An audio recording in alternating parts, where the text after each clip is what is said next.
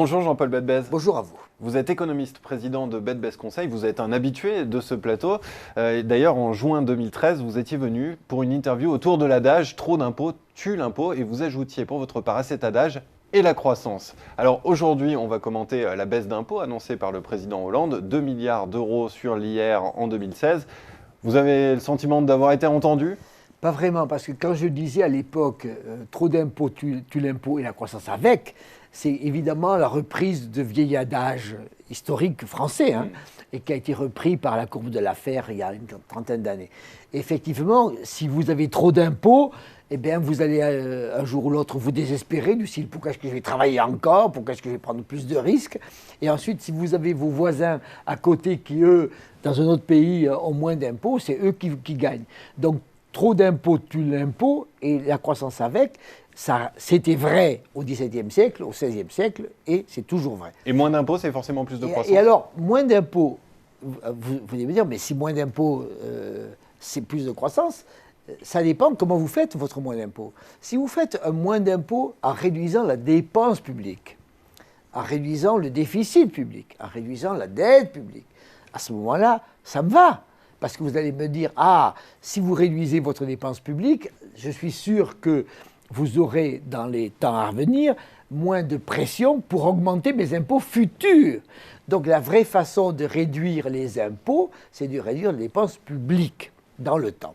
Vous allez me dire, mais c'est horrible votre histoire, parce que vous allez faire partir des fonctionnaires, etc. Mais je dis, mais il se trouve qu'il y a des ordinateurs, il se trouve qu'il y a des façons de fonctionner qui sont plus économiques, plus efficaces, et en particulier qui nous permettront d'avoir moins de fonctionnaires d'une certaine manière, et plus de personnes jeunes qui travailleront dans le secteur privé, dans les start-up, etc. Donc en réalité, il ne s'agit pas de tuer, il s'agit de déplacer et de faire en sorte que peu à peu, on ait plus de croissance en réorganisant la dépense publique pour qu'elle soit plus efficace et permettre à l'activité privée d'être plus facile. Donc si je comprends bien, selon vous, les motivations de l'exécutif sont davantage politiques qu'économiques. Je crois. Je crois. Et effectivement, parce que d'après ce qu'on raconte, on s'approche de 2017, d'après ce qu'on raconte.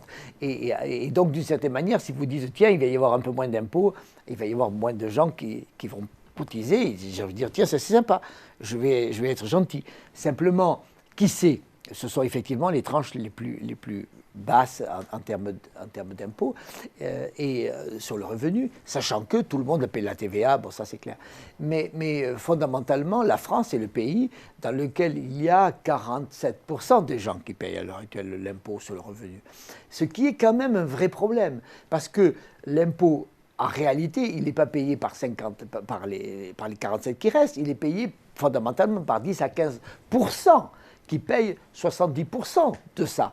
Et donc ces 60 à 70% des gens, ils peuvent dire, pour moi, trop d'impôts tue vraiment ma vie, je m'en vais, premier point, ou alors j'attends, je prends ma retraite et bientôt j'aurai moins de revenus avec ma retraite. Donc d'une certaine manière, le fait de ne pas avoir une vision longue de la croissance et des revenus fait qu'on risque de se retrouver dans 4 ans, 5 ans, 10 ans avec des vrais problèmes. Et d'une certaine manière, avec cette baisse d'impôts, on va alimenter paradoxalement le ras-le-bol fiscal de ceux toujours moins nombreux qui restent à payer l'IR. Exact, parce qu'ils vont faire ce calcul, ils vont dire, écoutez, on est de moins en moins à se partager ce fardeau, qui ne diminue pas et qui augmente, premier point. Donc ça va être plus compliqué pour nous.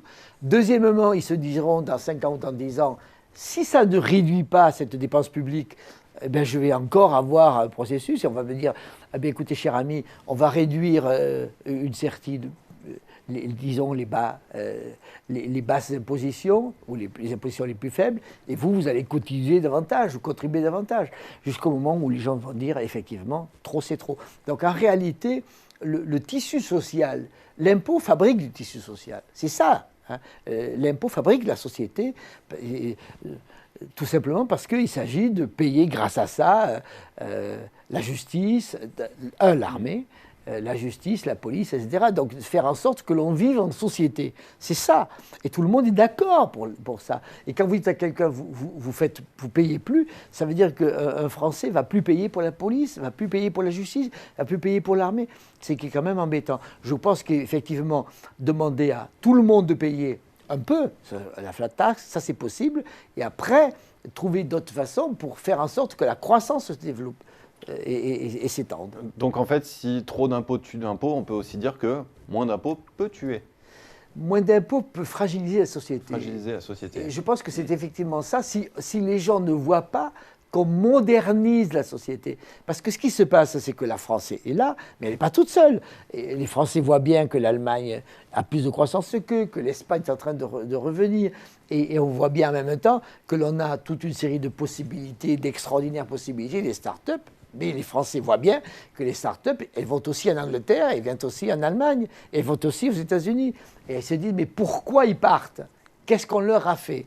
Pour une part, de la fiscalité. Et donc, d'une certaine manière, trop d'impôts, d'une certaine manière, non pas uniquement sur les vieux riches, d'une certaine manière, pour être caricatural, mais sur les jeunes qui se disent, si je réussis, il faut que je cotise à ce point-là, je ne veux pas. Et donc, faisons très attention à ça, c'est l'avenir qui est en jeu. Eh bien, Jean-Paul Bedbez, merci beaucoup. Merci à vous.